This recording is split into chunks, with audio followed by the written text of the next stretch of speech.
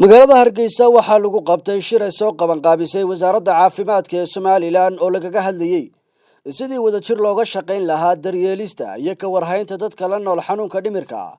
sidoo kale lagu soo bandhigay waxqabadka saddexdii bilood ee u dambeeyay ee qabteen wasaaradda caafimaadka iyo hay'adaha ay wada shaqeynta dhow leeyihiin shirkan waxaa ka soo qayb galay agaasimaha guud ee wasaaradda caafimaadka ee Soomaaliland madax ka socotay wasaaradda iyo hay'adaha wada shaqeynta dhow leeyihiin maamulada cusbitaalada dhimirka ee Soomaaliland iyo khubaro ku xeel dheer xanuunada dhimirka oo iyaguna kulankaasi ku soo bandhigay sida wax looga qaban karo xaaladdan Dr. Liibaan Axmed Xirsi agaasimaha waaxda dhimirka ee wasaaradda caafimaadka ayaa ugu horreyn sharaxaad ka bixiyay ujeedada kulankan waxaan Dr. Liibaan uu sheegay inay muhiimad weyn leedahay in dhinacyadan ay si weyn uga wada shaqeeyaan sidii la daryeeli lahaa dadka qaba xanuunada dhimirka uu daareeyahay kulankeenani waxa weeyaan in aynu iska xog wareysano waxyaabihii inoo qabsoomay 4 bilood ee hore iyo waxyaabaha aynu qaban doono 4 bilood ee soo socda ta ugu muhiimsan waxa weeyaan in aynu xoojino wada shaqeynteennii hore u jirtay isla markaana aynu isla meel dhigno maxaynu doonaynaa inaynu qabanno bilaha soo socda ama sanadka soo socda qof kastoo inaga midi wuxuu samayn doonaa presentation su'aal ayaa laga weydiin doonaa isla markaana wuxuu soo bandhigi doonaa waxqabadkoodii iyo caqabadahoodii si loola xalliyo ka wasaarad ahaan aad baan ugu faraxsannahay in aad nagala soo qayb gashaan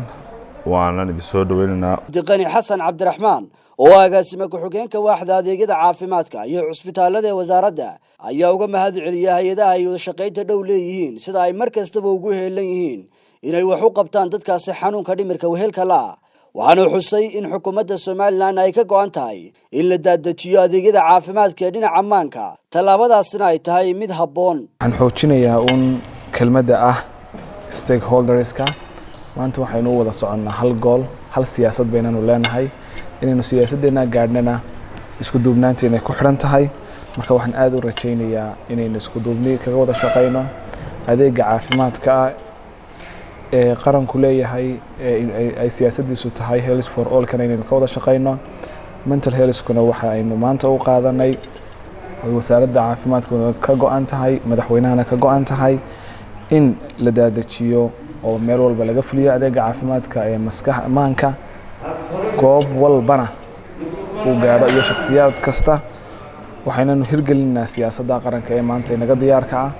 hirgelinteedii iyo wada tashigeedii baynu halkan u fadhinaa Dr. Yacquub Aadan Cabdi oo ah khabiir ku xeel dheer xanuunada dhimirka sidoo kalena ah la taliyaha wasaaradda caafimaadka dhinaca dhimirka ayaa xukuumadda Soomaaliland ku amaanay dadaalada ay ugu hawlan tahay inay wax ka qabato xanuunada dhimirka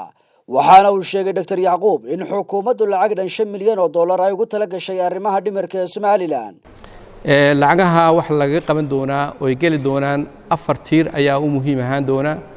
oo gobolada oo dhan ah waxa ka mid ah in la abuuro maamulo ama leadership dad hogaamiya oo aqoon leh mental health-ka oo ilaa wasaaradda ilaa gobolada laga abuuro in la daadajiyo serviceska caafimaadka ee mental health-ka oo isbitaallo kaliya ayna ku koobnaan ee la gaadhsiiyo primary health care-yada iyo community-gaba in la dhaqangeliyo human resourceska ama aqoonta dadka yaqaana psychiatry-ga waxaa loo yidhahaa cilmiga psychiatry-ga dadka yaqaana isna sare loo qaado oo la baro oo capacity building baahsan oo waddankoo dhan ah oo hadday dhakhaatiir tahay hadday tahay dadka primary health care ka shaqeeya hadday tahay nurse-ka oo all specialties leh psychiatric nurse iyo general physicians intaba la baro aqoonta mental health-ka waxa kaloo iyaduna ku jirta in la sare loo qaado oo la xoojiyo information-ka iyo research-ka mental health-ka waayo haddaan xog haysan horumari kartid marka xogta caafimaadka ee gaar ahaan cudurrada maanka waa muhiim in la helaa waa in la soo ururiyaa mas'uul ka socotay hay'adda caafimaadka adduunka ee WHO ayaa sheegtay inay muhiimad weyn leedahay in shaqaalaha loo tababaro dadka qaba xanuunka dhimirka sidoo kalena ka hay'ad ahaan ay diyaar u yihiin inay gacan ka geystaan wax kasta oo loogu qabanayo dadkaasi. anigu waxaan interested ku ahay in la tababaro shaqaale professional ah waxa marna waan qoslay marna waxaan isiri si yara jeeso oy qof mental ha waxaan xanuunsanayay oo u shaqaynaya dadkii wala arnaga cundeem xulay waxaan indha kaga dhufanayo bariski ma fiicna qaar improve loo shaqaynaya way jiraan qaar wali yara nimcaysan oo la yidhi shaqaynaya way jiraan waxaan diyaarinay WHO Minister of Health especially Dr. Yaqub curriculumkii ayaan diyaariyay curriculumka waxaan diyaariyay shaqaalaha u shaqeeya dadka dhimirka qaba ama xanuunsanaya in dadka u shaqeynaya lagu tababaro. ugu dambeynna agaasimaha guud ee wasaaradda caafimaadka ee Somaliland Dr. Maxamed Cabdi Xargeeye oo shirkaasi soo xuray ayaa sheegay in wasaarad ahaan ay dadaal badan ku bixiyeen sidii loo daryeeli lahaa waxna loogu qaban lahaa dadka la nool xanuunka dhimirka. agaasimuhu waxa uu sidoo kalena tibaaxay in ujeedadu tahay inay isla jaan qaadaan dhammaanba hawlaha wasaaradda caafimaadku ay qabato. kii u dambeeyay socday olole iyo campaign loo galayay sidii xanuunada dhimirka loogu heli lahaa dhaqaalahaas oo ah dhaqaale domestiga ama resource ka imanaya gudaha oo aynu inagu leenahay hay'ad ku xidhnayn oo aynu ku wadi karno amba aynu ku maamuli karno hawlaha dhimirka oo runtii baaxadoodu ay noo muuqato ama intii leegin aynu ognahay muddo dheer baan ka shaqaynaynay sanadkii imiga dhammaado dhan waanu ka shaqaynaynay waxa markii dambe lagu guuleystay iyadoo aan halkan ka ammaanayo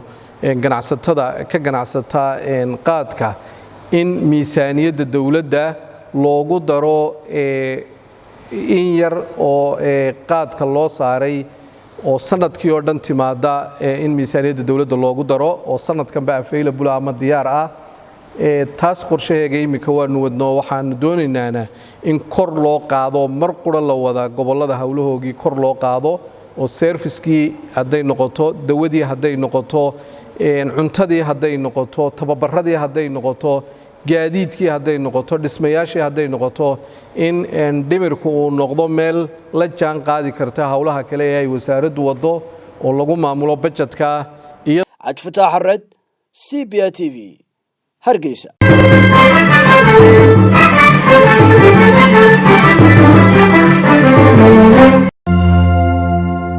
hadal